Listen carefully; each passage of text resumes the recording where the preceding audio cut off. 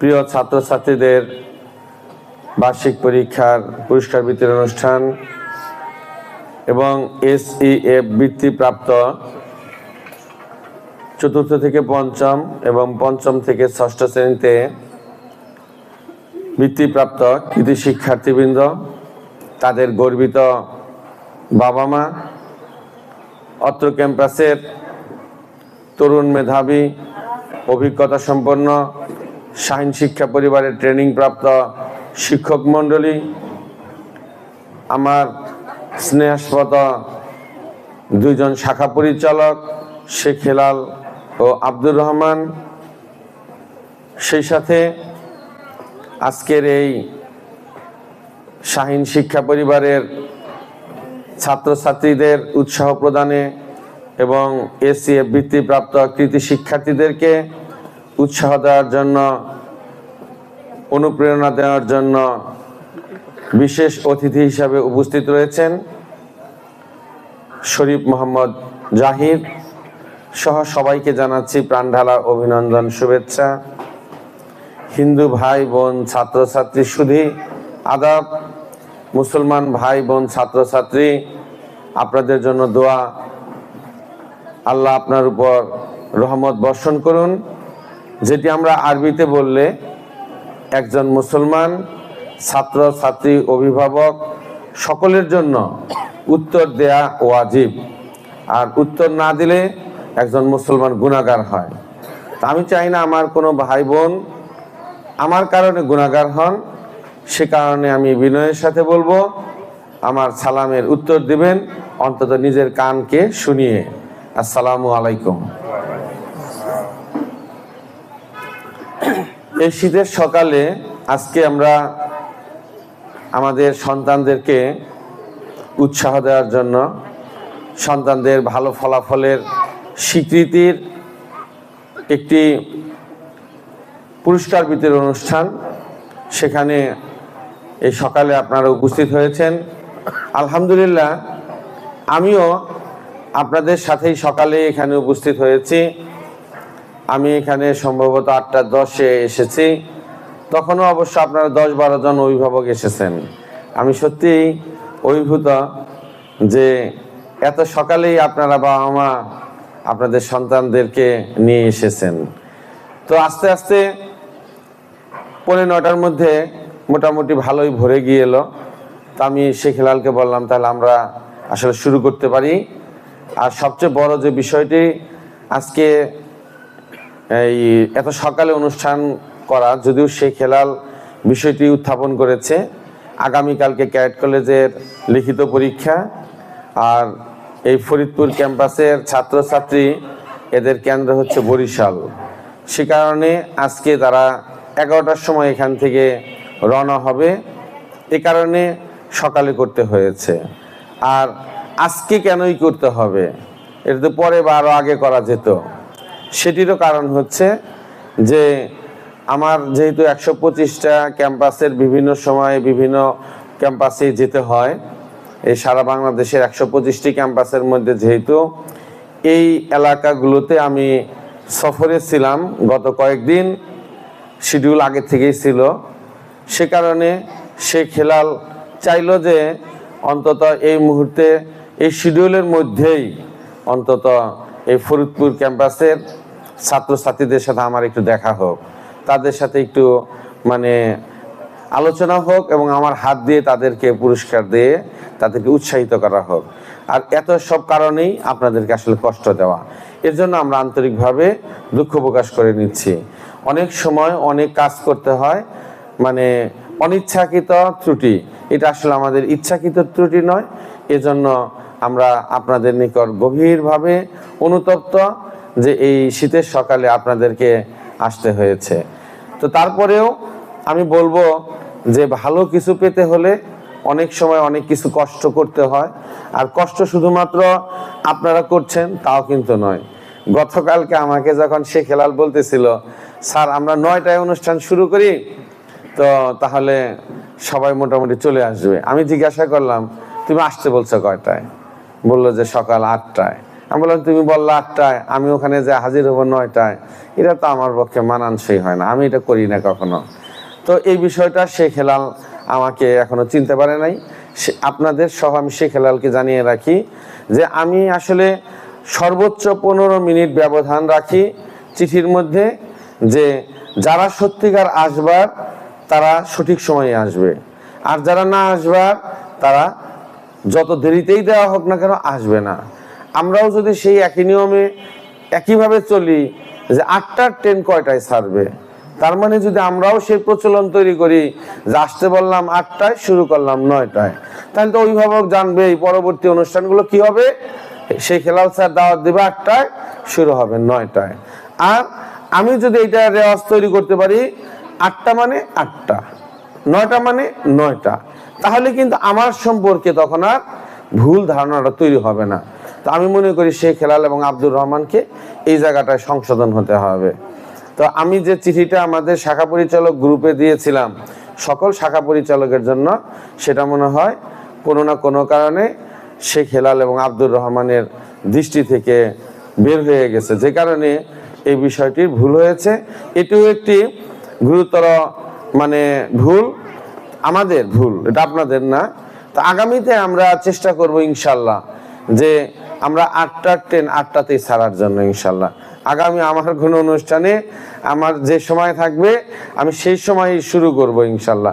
আমিও কিন্তু আজকে কিন্তু সকালে কিন্তু ঠিক মতোই এসেছি, আমি আরো 15 মিনিট আগে আসতে পারতাম। তো যাই হোক, আমি এটি ব্যাখ্যা করার মধ্য দিয়ে আমার এখানে কিছু মেসেজ আছে, শুধুই ব্যাখ্যা করা তা নয়। এখানকার এই ব্যাখ্যা করার মধ্যে দিয়ে মেসেজটা হচ্ছে সময় অনুবর্তিতা।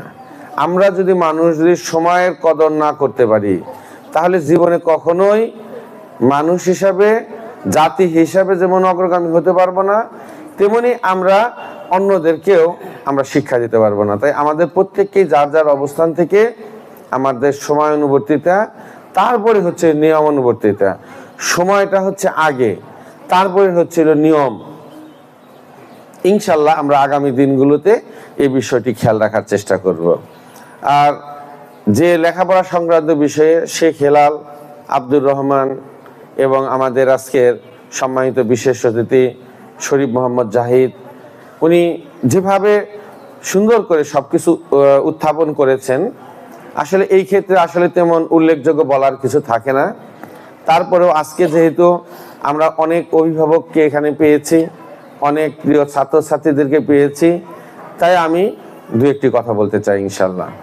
সম্মানিত অভিভাবক, আমরা সবসময় বাবা মা আমাদের সন্তানদের জন্যই কিন্তু এত কিছু করি। আমরা বাঙালি, আমরা আজকে মাথার ঘাম পায়ে ফেলে অর্থ উপার্জন করি। সেই অর্থ উপার্জনের ক্ষেত্রে কখনো কখনো কত আমরা মিথ্যা সত্য মিশ্রিত, কতভাবে অন্যায় ন্যায় মিশ্রিত আমরা অর্থ উপার্জন করতেছি। এই অর্থ আমরা আমাদের মৃত্যুর সাথে নিয়ে যেতে পারছি না, সবই রেখে যেতে হচ্ছে। এই রেখে যাওয়ার সময় আমরা কার জন্য রেখে যাচ্ছি? সন্তানের জন্য। ভাই বোন, একবার একটু ভেবে দেখব, আজকে যে সন্তানের জন্য আমি এত কষ্ট করে আমি এই সম্পদ রেখে যাচ্ছি, এই সন্তান এই সম্পদ ঠিক মতো রেখে খেতে পারবে তো? একটু ভাবতে হবে। আর যদি সন্তানকেই আমরা সম্পদ বানিয়ে যেতে পারি, তাহলে কি হবে? তাহলে কিন্তু আমাকে চিন্তা করতে হবে না যে আমার সম্পদ আমার সন্তান রক্ষা করতে পারবে কি পারবে না। এই চিন্তা না করে বরঞ্চ আমার সম্পদ যে সন্তান, তিনি নিজেই সম্পদ তৈরি করতে পারবে। তাই আমাদের কিছু করণীয় কাজ রয়েছে। যেমন করণীয় কাজ রয়েছে একটি প্রতিষ্ঠানের, যেমন আমি আমার জায়গা থেকে চেষ্টা করেছি একজন দক্ষ গণিত পরিচালক দেওয়ার জন্য শেখ হেলালকে, তেমনি চেষ্টা করেছি একজন দক্ষ ইংরেজি পরিচালক আব্দুর রহমানকে দেওয়ার জন্য। তাদের নেতৃত্বে কিন্তু এখানে এক ঝাঁক তরুণ, মেধাবী, অভিজ্ঞতা সম্পন্ন, দূরদর্শিতা সম্পন্ন, আন্তরিক, পরিশ্রমী শিক্ষক মন্ডল রয়েছে, যাদের সাথে সকালবেলা আমি কথা বললাম। একজনে বলতেছিল, স্যার দেখতে দেখতে 11 বছর পার হয়ে গেল আপনার এই প্রতিষ্ঠানে। স্যার দেখতে দেখতে 7 বছর পার করে দিলাম। স্যার দেখতে দেখতে অনেকগুলো বছর পার করেছি, একজন বেবির জন্য বাচ্চা হয়েছিল, 1 বছর গ্যাপ দিয়েছিলাম, আবার চলে এসেছি। সকালবেলা এইভাবে বিভিন্ন শিক্ষকের সাথে কথা বললাম, অনেক ভালো লাগলো, আলহামদুলিল্লাহ। তাদের জন্য অনেক শুভকামনা রইল। তো আমরা আমাদের জায়গা থেকে এই যে কথাগুলো বলছি খেয়াল করবেন মনোযোগ দিয়ে। বাবা মা এই মোবাইলটা একটু হাতে নেন, এই মোবাইলটা হাতে নেন। আমরা আমাদের জায়গা থেকে কর্তৃপক্ষ হিসেবে আমি আমার দায়িত্ব পালন করার চেষ্টা করি।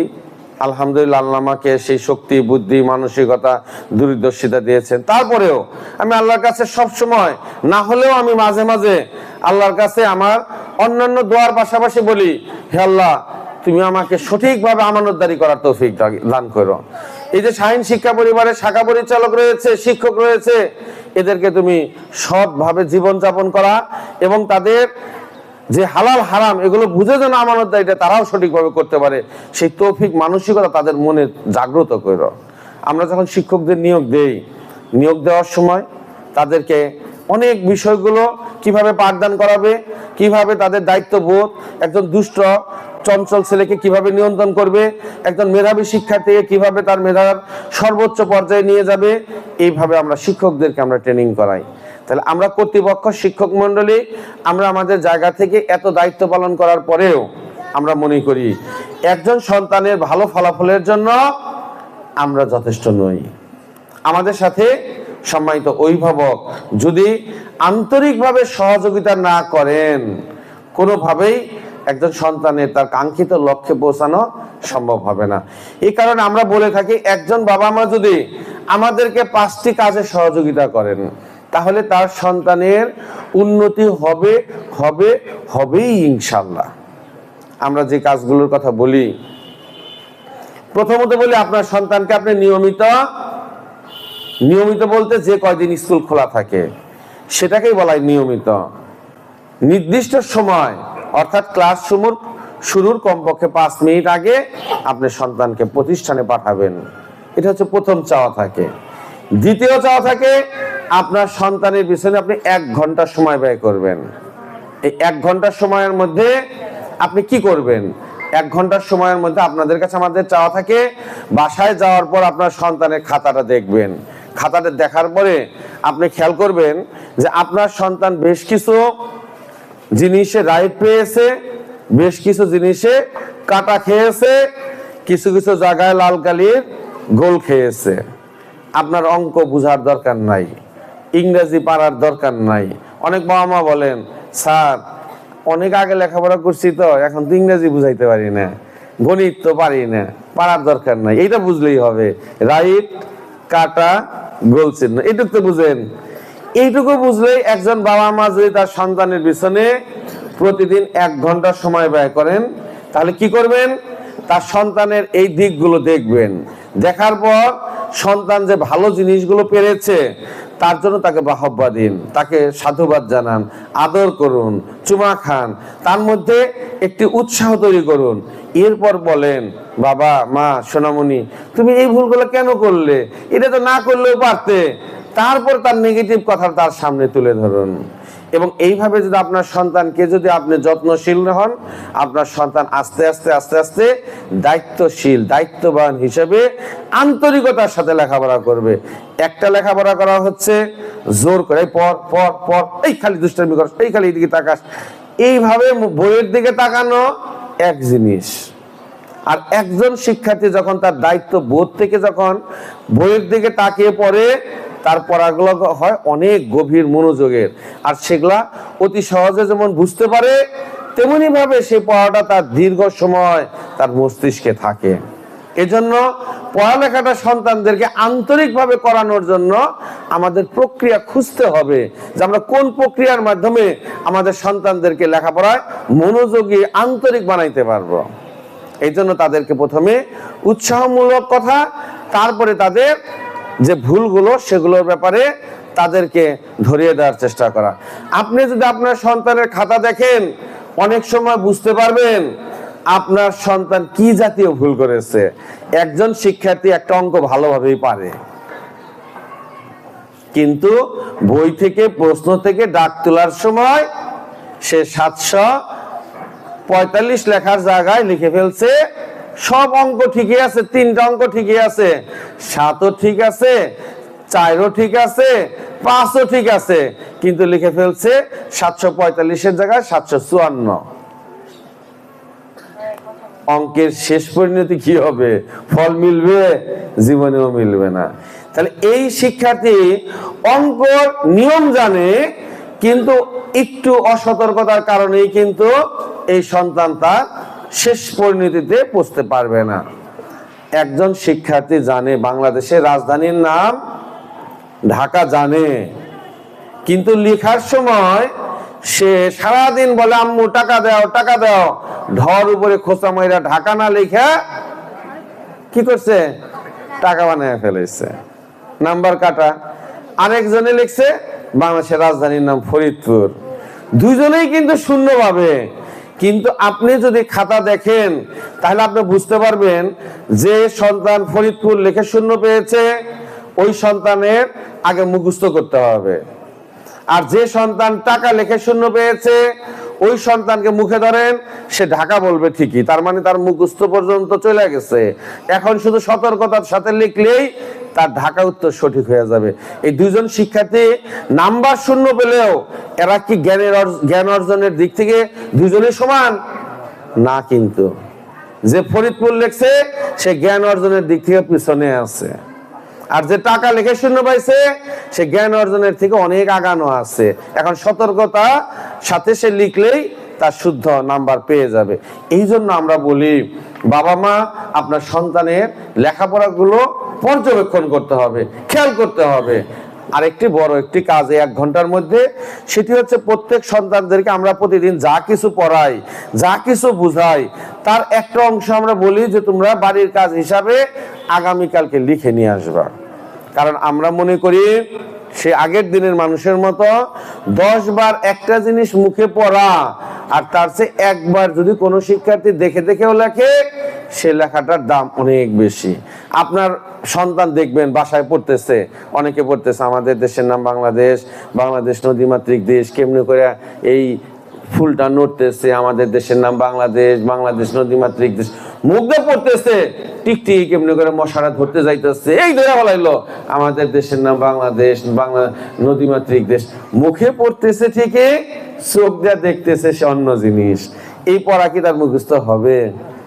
ঢোল খাইতেছে আমাদের দেশের নাম বাংলাদেশ, বাংলাদেশ নদীমাতৃক দেশ, হাতের মধ্যে কলম আছে, খোঁচাইতেছে, রাবার বিছতেছে। এই যে কাজগুলো করতেছে প্রত্যেকটা কাজ কিন্তু একজন মানুষের মস্তিষ্ক থেকে হয়।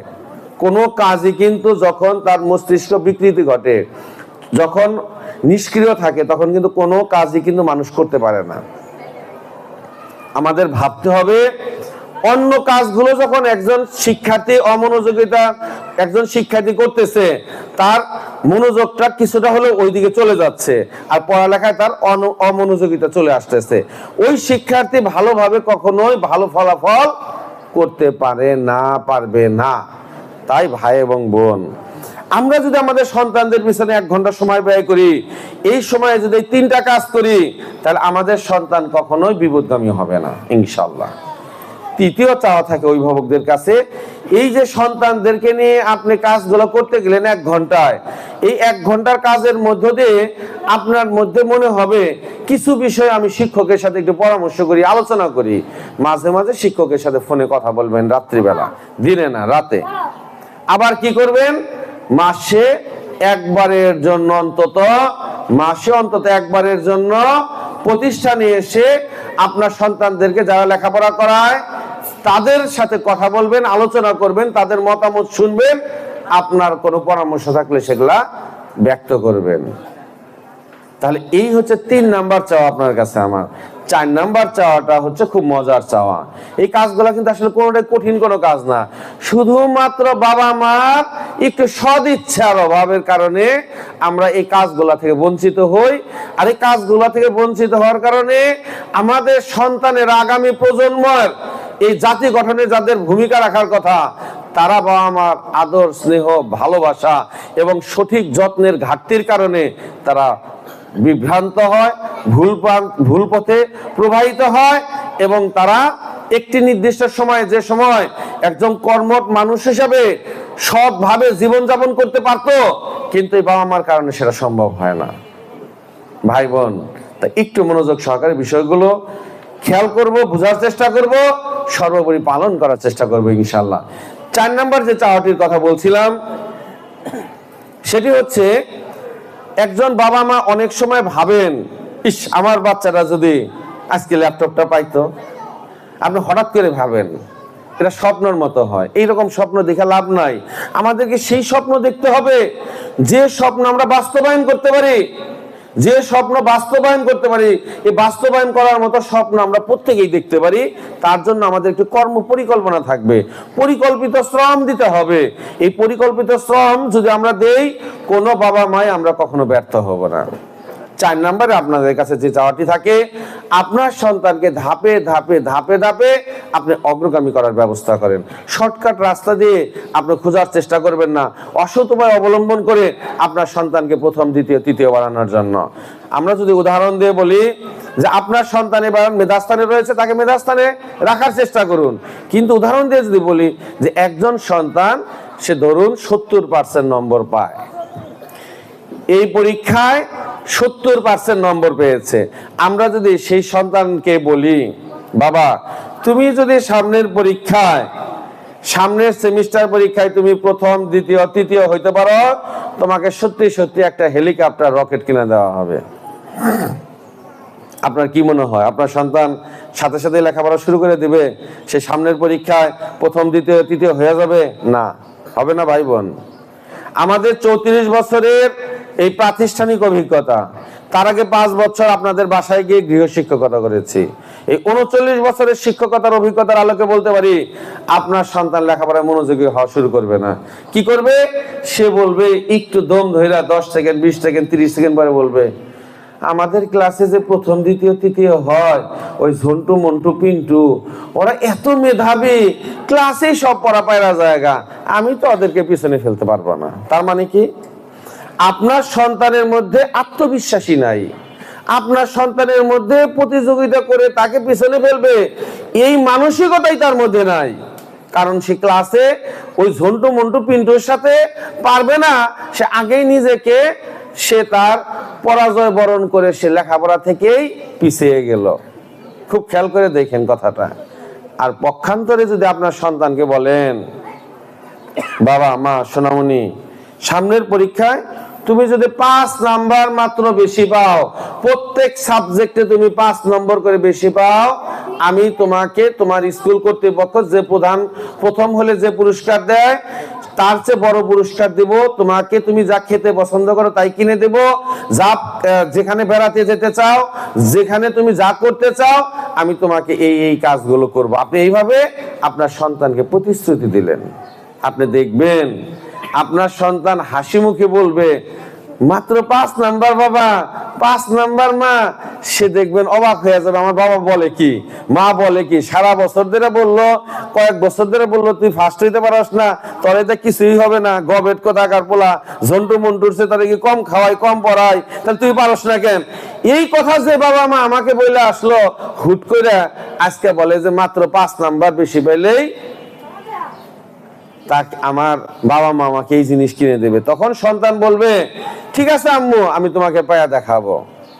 তো তখন আপনার সন্তানকে আপনি উৎসাহ দেওয়ার চেষ্টা করলেন, আর আপনার সন্তানের মধ্যে তখন একটা উৎসাহ তৈরি হলো, আত্মবিশ্বাসও তৈরি হলো যে না, 5 নাম্বার আমার পক্ষে পাওয়া সম্ভব। এই মানসিকতা নিয়ে সে আগের চাইতে একটু পড়ালেখা বাড়াইয়া দিল। আর এখন যে সে পড়ালেখাগুলো করবে, এই পড়ালেখাগুলো করবে তার নিজের ইচ্ছায়। কারণ এর আগে আপনি তাকে বইলা খোঁচাইয়া আপনি বিভিন্ন সময় পড়াইতে হয়েছে, কিন্তু এইবারে পড়ালেখাগুলো করবে নিজের ইচ্ছা। এই কারণ তাকে 5 নাম্বার বাড়াইতে হবে। এবার নিজে জানে এই 5 নাম্বার বাড়ানো তার পক্ষে সম্ভব, এটা কোনো কঠিন কাজ না। এই কঠিন কাজ যেহেতু না, সেই জন্য সে লেখাপড়া শুরু করে দিল। সত্যি সত্যি দেখবেন একটা সেমিস্টার পরীক্ষায় কোনো কোনো সাবজেক্টে 5, 7, 10, 12 এইভাবে নাম্বার বেশি পাইছে। এবার আপনার সন্তানকে যা যা প্রতিশ্রুতি দিয়েছিলেন সব আপনি পূরণ করে দেন। সবগুলো পূরণ করার পরে আপনার সন্তানকে আবার আদর স্নেহ ভালোবাসা দিয়ে বলেন, বাবা দেখো তোমার মধ্যে কি পরিমাণ ক্ষমতা আছে, তোমার মধ্যে কি পরিমাণ শক্তি আছে। তখন আপনার সন্তান মনের ভিতরে আরো বেশি আত্মবিশ্বাসী হবে। তার আত্মবিশ্বাসের এই মাত্রাটা যদি আপনি ঢুকাইতে পারেন এবং তাকে এবার বলেন, এই পরীক্ষায় তুমি যেরকম 5 নাম্বার বেশি পেয়েছিলে, এইবার যে নম্বরগুলো পেয়েছ, এই নম্বর থেকে যদি সামনের পরীক্ষায় তুমি 5 নাম্বার করে বেশি বাড়াইতে পারো, এইবার যা যা তোমাকে একবার দিয়েছি এটা তোমাকে আমি 2 বার করে দিব। আপনার সন্তান দেখবেন সে আস্তে আস্তে আবার সে লেখাপড়া আগের চেয়ে বাড়াইয়া দিচ্ছে। এইভাবে তার বাড়ানোটা যতটুকু বেশি কার্যকর না হবে, তার চেয়ে কার্যকর বেশি হবে আপনার সন্তান যতটুকু সময় লেখাপড়া করবে সে মনোযোগ দিয়ে লেখাপড়া করবে। এবং এইভাবে আপনার সন্তানকে যদি আপনি 3টা সেমিস্টারে যদি পাস করে বাড়ান, তাহলে 15 নাম্বার বাইরে যাবে। 1 বছরে 15 নাম্বার বাড়লে আপনার সন্তান 70 থেকে 85-তে চলে যাবে। আরেকটা উদাহরণ দেই, আপনি ডাক্তারের কাছে গেছেন, অসুস্থ হয়েছেন, ওষুধ দিছে, খাইছেন, সুস্থ হন নাই। 3 দিন 5 দিন পরে আবার ডাক্তারের কাছে গেছেন, ডাক্তারের কাছে যা বললেন আমি তো সুস্থ হই নাই। ডাক্তার আপনার দাঁতের মাড়িটারি দেখা বলল, বা আপনার সন্তান এটা দেখা বলল যে আপনার দাঁতের এখানে ইনফেকশন হয়েছে। কি করতে হবে? অ্যান্টিবায়োটিক খাওয়াইতে হবে। অ্যান্টিবায়োটিক দিয়ে দিল, বলে দিল যে এই যে 8 ঘন্টা পর পর অ্যান্টিবায়োটিক ওষুধ খাবেন। আপনার কোনো অ্যান্টিবায়োটিক যদি বাদ পড়ে 3 দিনের মধ্যে, তাহলে কিন্তু কোনো ওষুধ কাজ করবে না। তাই তো বলে অ্যান্টিবায়োটিক খাওয়ার সময় আপনি আইসাসের অ্যান্টিবায়োটিক খান, সুস্থ হন। আপনার সন্তানের জন্য যে সন্তানটি আজকে মেধাস্থান অর্জন করতে পারতেছে না, কোনো না কোনো কারণে পিছিয়ে রয়েছে, তার জন্য 2 বছরের একটা অ্যান্টিবায়োটিক কোর্স আপনি হাতে নেন। 2 বছরের 6টা সেমিস্টার, প্রত্যেক সেমিস্টারে যদি 3 নাম্বার করে বৃদ্ধি পায়, তাহলে 3 6 18, 2 বছরে 18 নাম্বার যদি বৃদ্ধি পায়, 70 থেকে যদি 18 বৃদ্ধি পেয়ে 88 নাম্বার পায়, অর্থাৎ 90 এর কাছাকাছি পায়, ওই সন্তান ডাক্তার, ইঞ্জিনিয়ার, জজ, ব্যারিস্টার আপনি যা বানাইতে চান তাই তাকে বানানো সম্ভব ইনশাআল্লাহ। তাই ভাই এবং বোন, আসুন আমরা পরিকল্পিতভাবে আমাদের সন্তানদের পিছনে আমরা শ্রম দেই, পরিকল্পিতভাবে তাদেরকে অগ্রগামী করার চেষ্টা করি। যে কয়জন বাবা মা তার সন্তানের পিছনে লেগে আছেন এবং পরিকল্পনা মাফিক কাজ করে থাকেন, আমার এই পদ্ধতিগুলো, আমার এই চিন্তাগুলো আপনি একটু প্রয়োগ করে দেখেন। আপনার সন্তান যদি অগ্রগামী না হয়, আপনাদেরকে আমি কথা দিতেছি 2 বছর মধ্যে আপনি যে টাকা আমাদের এই প্রতিষ্ঠানে ব্যয় করবেন তার দ্বিগুণ আপনাকে আমি ফেরত দেবো ইনশাআল্লাহ। প্রত্যেকটি সন্তান যার যার অবস্থান থেকে উন্নতর অবস্থানে যাবে যাবে যাবেই ইনশাআল্লাহ। আপনাকে আমি চ্যালেঞ্জ দিয়ে গ্যারান্টি দিয়ে বলতে পারি ইনশাআল্লাহ। ভাই এবং বোন, আমি যে 4টি প্রসঙ্গ বলেছি, আমি একদমই যদি বলি, 1 নম্বরে নিয়মিত নির্দিষ্ট সময় আপনার সন্তানকে স্কুলে পাঠানো। 2, সন্তানের পিছনে 1 ঘন্টা করে সময় ব্যয় করা। 3, সন্তানের লেখাপড়া সংক্রান্ত বিষয়ে শিক্ষকের সাথে মাঝে মাঝে কথা বলা, মাসে 1 বার প্রতিষ্ঠানে হাজির হওয়া। 4, আপনার সন্তানের অবস্থান ধাপে ধাপে অগ্রগামী করার চেষ্টা করা। সন্তানকে কোনো খারাপ বা ছোট হয়, হীনমন্যতায় ভোগে, এরকম কোনো বাক্য প্রয়োগ না করে তাকে পদ্ধতিগত নিয়মে তাকে অগ্রগামী করার চেষ্টা করা। সর্বশেষ 5 নম্বর চাওয়া হচ্ছে সৃষ্টিকর্তার কাছে আবেদন করা। সৃষ্টিকর্তার কাছে আবেদন করা। আমরা মুসলমানরা যেরকম আবেদন করি, হে আল্লাহ আমার সন্তানকে তুমি লেখাপড়ায় মনোযোগী বানিয়ে দিও, আমার সন্তানকে তুমি মেধাবী বানিয়ে দিও, আমার সন্তানকে যেন আমি নীতি নৈতিকতা আদর্শ মূল্যবোধে একজন মানুষ বানাইতে পারি, সৎ মানুষ হিসেবে যেন সমাজে যেন সে ভালোভাবে চলতে পারে। এইভাবে যদি আমরা আল্লাহর কাছে চাই, তাহলে আমরা প্রত্যেকেই আমাদের সন্তানদেরকে অগ্রগামী করতে পারবো ইনশাআল্লাহ। এটি হচ্ছে আপনাদের কাছে আমার এই 5টি চাওয়া। তো আমি অনেক কথা বললাম, আপনারা আমার কথাগুলো শুনলেন, খুবই ভালো লাগতেছে। আপনাদের যদি জিজ্ঞাসা করি কেমন লাগছে, কার কার ভালো লাগছে, সবাই হাত উঁচা করবেন। কিন্তু এইটা বড় কথা না, আপনার হাতে মোবাইল আছে, এই মোবাইলে যদি সার্চ দেন, আমার চেয়েও ভালো করে সুন্দর করে কথা বলে, এর চেয়েও তথ্যবহুল কথা বলে এই ইউটিউবে প্রচুর পাবেন। আমরা এগুলো শুনিও, কিন্তু সব কি মানি ভাই বোন? মানি না। এই জন্য সর্বপ্রথম কাজ হচ্ছে আমাদের নিয়ত হইতে হবে খালেস। আমরা যেমন মুসলমান, আমাদের প্রথম নিয়ত হইতে হবে আমরা যা কিছু ইবাদত করি কাকে খুশি করার জন্য? এক আল্লাহকে খুশি করার জন্য। আমাদের চাওয়ার জায়গা কয়টা? একটা। কার কাছে? আল্লাহর কাছে। তেমনি ভাবে আমাদের নিয়ত যদি খালেস না হয়, আমরা যদি নিয়ত যদি সঠিক না করতে পারি, আমার সন্তানের উন্নতির জন্য, মঙ্গলের জন্য আমি ত্যাগ স্বীকার করে এই কাজগুলো করব, যতক্ষণ পর্যন্ত নিয়ত খালেস না হবে ততক্ষণ পর্যন্ত আপনি আমি হাজারো চেষ্টা করে আমরা সফল কাম হতে পারবো না। তাই ভাই এবং বোন, আসুন আমাদের সেই সন্তান যার মুখে খাবার তুলে দেওয়ার জন্য আমরা নিজেরা মোরগ মুরগি রান খাই না, সন্তান পছন্দ করে দেখে। ঈদে পূজায় সবার আগে সন্তানকে আমরা পোশাক কিনে দেই, নিজেদের পোশাক, বাবার পোশাক, বাবার প্যান্ট 10 বছর হয়ে গেছে তারপরেও আছে, সন্তানের 10 বছর আছে, 10 বছর ব্যবহার করে না, 5 বছর ব্যবহার করে, এরকম কয়টা কাপড় আছে। সন্তান অসুস্থ হলে ডাক্তার দেখায় চিকিৎসা করায়, আর বাবা মা অসুস্থ হলে নিজেরাই ডাক্তার হয়ে যায় গিয়া, কারণ ডাক্তার দেখাইতে টাকা লাগবে, নিজেই ওষুধের দোকানে যায় বলি এই ওষুধ দেন, ওই ওষুধ দেন। সন্তানকে কেউ বকা দিলে, ধমক দিলে এলাকার মানুষ আত্মীয় স্বজন নিয়ে তার 14 গোষ্ঠী উদ্ধার করতে যায়। এই যে সন্তানের প্রতি আমাদের ভালোবাসা, বাসেন, কোনো সমস্যা নাই, কিন্তু সেই ভালোবাসা বাসতে হবে যে ভালোবাসায় আপনার সন্তান 15 বছর 20 বছর পরে আপনার সন্তানের জীবনটি কেমন হবে তার জন্য চিন্তা করে চোখ বন্ধ করে আপনাকে দেখতে হবে। সেই দেখা অনুযায়ী ভেবে আপনি যদি অগ্রগামী হন, তাহলেই আপনি সন্তানের জন্য প্রকৃত দরদি একজন আন্তরিক সার্থক বাবা মা। আর তা না হলে আপনি বর্তমানে শুধুমাত্র লোক দেখানো বাবা মা। তাই আসুন ভাই এবং বোন, আমরা সমন্বিতভাবে কর্তৃপক্ষ, শিক্ষক মন্ডলী, অভিভাবক, আমরা সমন্বিতভাবে আমাদের আগামী প্রজন্ম, আমাদের ছাত্রছাত্রী, আপনাদের মহামূল্যবান সম্পদ, আপনাদের সন্তান, তাদেরকে গঠনের জন্য সক্রিয় ভূমিকা রাখি। আল্লাহ আমাদের সবাইকে তৌফিক দান করুন এই কাজগুলো বুঝে আমল করার জন্য, পালন করার জন্য। আমি আর দুটি বিষয়ে কথা বলে কথা শেষ করব 2 মিনিটে।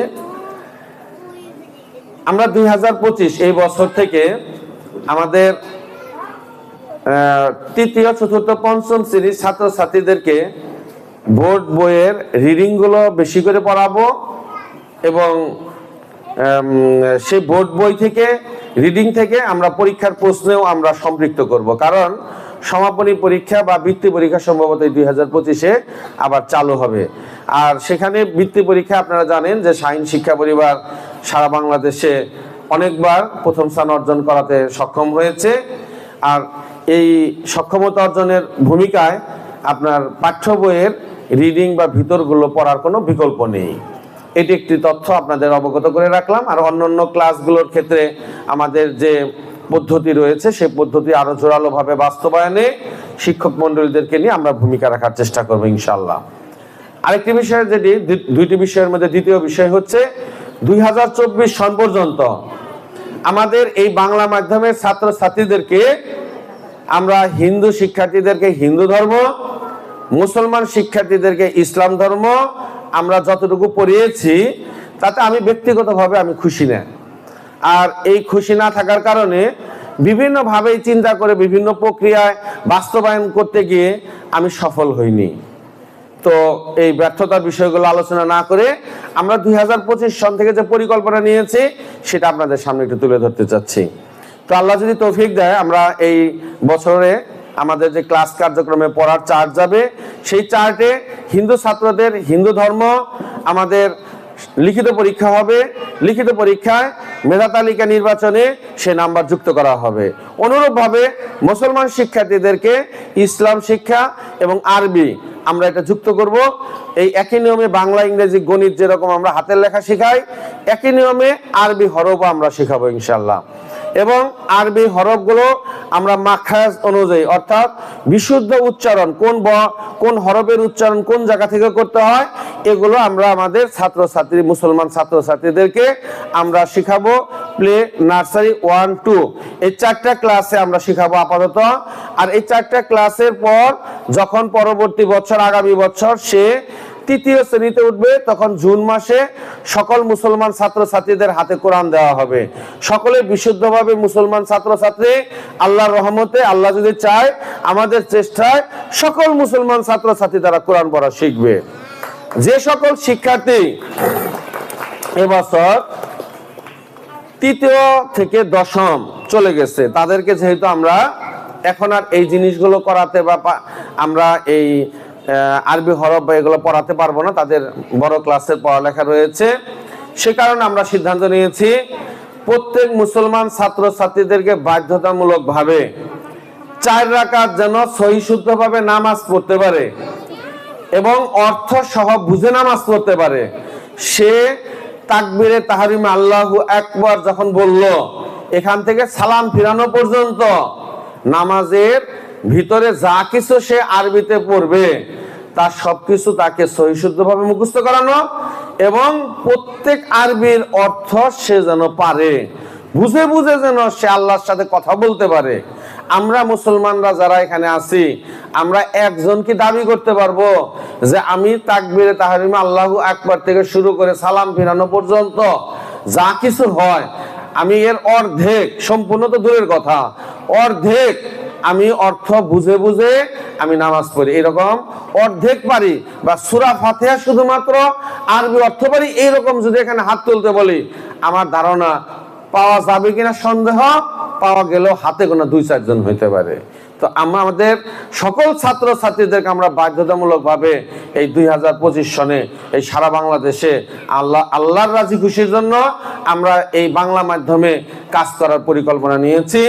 আর প্লে থেকে দ্বিতীয় শ্রেণী পর্যন্ত যারা লেখাপড়া করবে তাদেরকে একটা নুরানি মাদ্রাসায় ভর্তি করালে যা সে জ্ঞান অর্জন করত তার প্রায় সবকিছুই আমাদের এই বাংলা ইংরেজি গণিতের পাশাপাশি আমরা এখানে পড়াবো ইনশাআল্লাহ। তো আল্লাহ আমাদের সবাইকে সঠিক বুঝ দান করুন, ভালো কাজ করার তৌফিক দান করুন, এই আশাবাদ ব্যক্ত করে SEF বৃত্তিপ্রাপ্ত শিক্ষার্থী যারা আজকে বৃত্তি পাচ্ছ তারা তাদের জন্য অভিনন্দন, যারা বৃত্তি পায়নি বা যারা আজকে মেধা পুরস্কার পাবে না তাদের জন্য আগামীতে পরিশ্রম করে অগ্রগামী হওয়ার জন্য দোয়া এবং বাবা মাদের সহযোগিতা করবেন তারা তাদের সন্তানদের জন্য, এই প্রত্যাশা ব্যক্ত করে আমি আমার কথার শেষ প্রান্তে আবারও হিন্দু ভাই বোন ছাত্রছাত্রী তাদেরকে আদাব জানাচ্ছি এবং মুসলমান ভাই বোন ছাত্রছাত্রী আপনাদেরকে আবারও সতর্কতা জানাচ্ছি যে আমার সালামের উত্তর দেবেন, সালামের চর্চা করা আমাদের বেশি বেশি মুসলমান ভাই বোনদের জন্য উচিত। এজন্য আমি আবারও সালামটি দিচ্ছি, উত্তর নেবেন। আসসালামু আলাইকুম।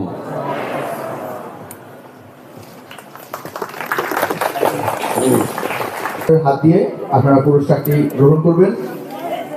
ভূমিকাটা কম বললেন, বুঝছেন? যারা পঞ্চম থেকে ষষ্ঠতে যারা তোমরা তো সকলেই ফলাফল জানো, তার জন্য শিক্ষক মডেল এখানে একটা সুন্দর করে লাইন করে দেন, একটা লাইন হবে মেধাস্থান অনুযায়ী।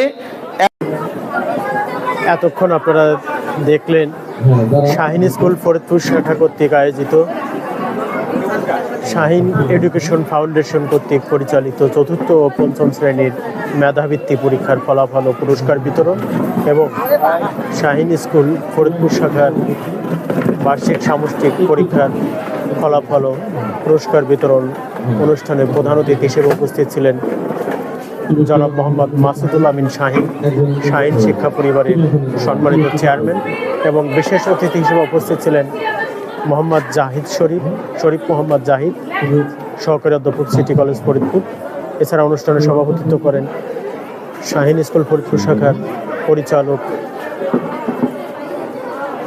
শেখ হেলাল, স্বাগত বক্তব্য রাখেন অন্য একজন পরিচালক আব্দুর রহমান।